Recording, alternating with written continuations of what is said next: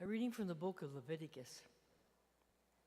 The Lord said to Moses on Mount Sinai, 7 weeks of years shall you count, 7 times 7 years, so that the 7 cycles amount to 49 years. Then on the 10th day of the 7th month, let the trumpet resound. On this day, the Day of Atonement, the trumpet blast shall re-echo throughout your land.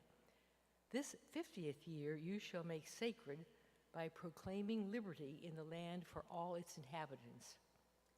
It shall be a jubilee for you, when every one of you shall return to his own property, every one to his own family estate. In this 50th year, your year of jubilee, you shall not sow, nor shall you reap the aftergrowth or pick the grapes from the untrimmed vines. Since this is the jubilee, which shall be sacred for you, you may not eat of its produce, except as taken directly from the field. In this year of jubilee, then, every one of you shall return to his own property.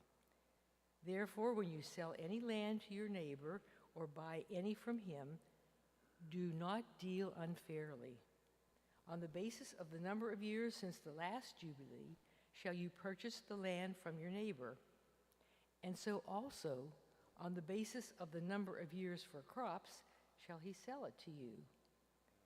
When the years are many, the price shall be so much the more. When the years are few, the price shall be so much the less. For it is really the number of crops that he sells you. Do not deal unfairly, then, but stand in fear of your God. I, the Lord, am your God. The word of the Lord. O God, let all the nations praise you. May God have pity on us and bless us.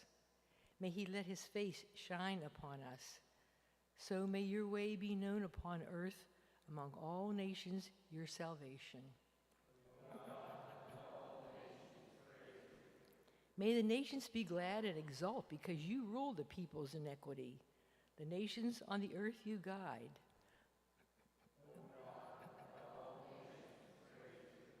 The earth has yielded its fruits. God, our God, has blessed us. May God bless us, and may all the ends of the earth fear him.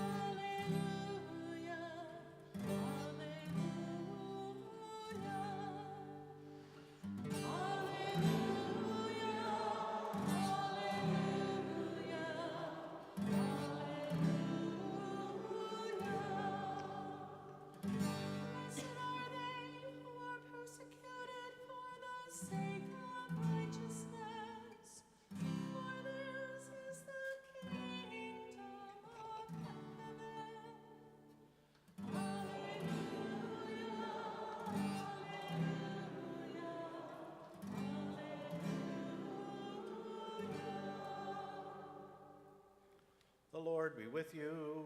And with your spirit. Reading from the Holy Gospel according to Matthew. Glory to you, O Lord. Herod the Tetrarch heard of the reputation of Jesus and said to his servants, "This man is John the Baptist. He has been raised from the dead. That is why mighty powers are at work in him."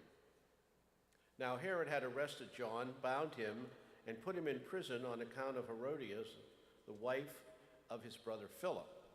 For John had said to him, "It is not lawful for you to have her."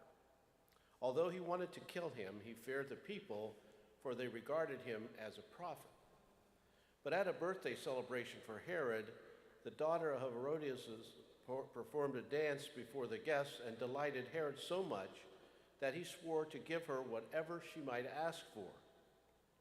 Prompted by her mother, she said, Give me here on a platter the head of John the Baptist." The king was distressed, but because of his oath and the guests who were present, he ordered that it would be given and that he had John beheaded in prison.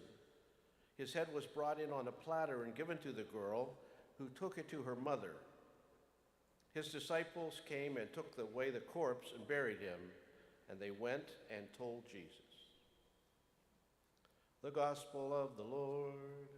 Praise to you, Lord Jesus Christ.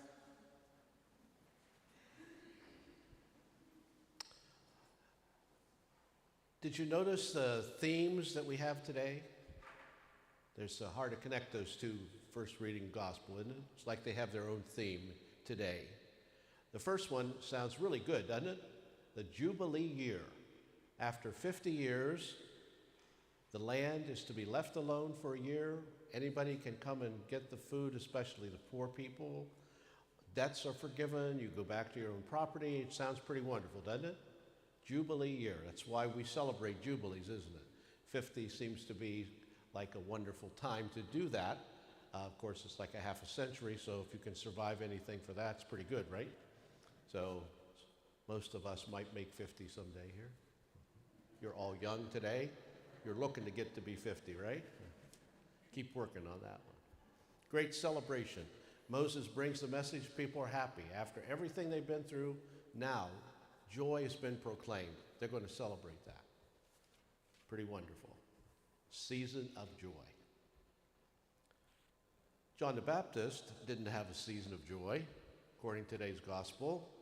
He had been beheaded because of all of these family things going on with Herodias, the wife of Philip, and all the things, and he makes this promise to the daughter, who, by the way, is still in therapy as of this day, because of this horrific act that happened. Can you imagine that?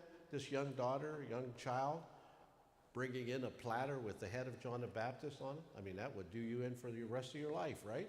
Wow, how traumatic that would be. Today's gospel makes you cringe, doesn't it? Hear that first reading, good things, wonderful things going on, and then cringing because of what happened in the gospel for the sake of Jesus. Yet, the goodness of faith, the goodness of Jesus' word, the proclamation of the kingdom of God continues, and it continued stronger because John's disciples knew why he was killed, giving up his life for following Jesus, and Herod now, so afraid that John the Baptist came back from the dead in Jesus, that he had to do everybody in. Terrible things happening there. Yet, the goodness of faith prevailed. One of the people who certainly followed this out was Ignatius of Loyola, who was a soldier, and he got converted and became a great preacher. And his motto, of course, is for the greater glory of God. And what a wonderful thing for us to think about and pray about today is that what we do is for the greater glory and honor of God. So remember that today when you leave here, when you have a call to do things that might not be so pleasant, like being patient when you're around other people. When you're driving down Sunset Raceway, be patient and careful about all that. Really, it's important. It's amazing to me today that since we have had all of these things lifted because of the pandemic, how people are in such a great hurry. It's like never before have they ever been anywhere or done anything. We have to be patient and kind and charitable. Do it for the greater glory of God. Your being here today is a wonderful example that you are here, and those joining us in live stream, that you really believe in the greater glory of God and that you want to do something about it. Because you come here to be enriched and strengthened by Holy Eucharist, to take that power of God's Spirit here and take it out and show it.